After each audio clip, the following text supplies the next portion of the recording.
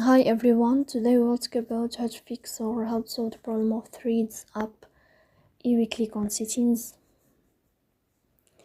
Here in this page you can go to apps, default apps, app settings. In this list you will search about Threads and you will enter here. Then this page of app info you can click on first stop and you can click OK. Here we'll enter to the window of storage. Then you can click on clear cache. But pay attention, don't click clear data because that can delete your account. In the end, you can turn off your phone and you can wait a moment to turn on your phone again to fix that problem.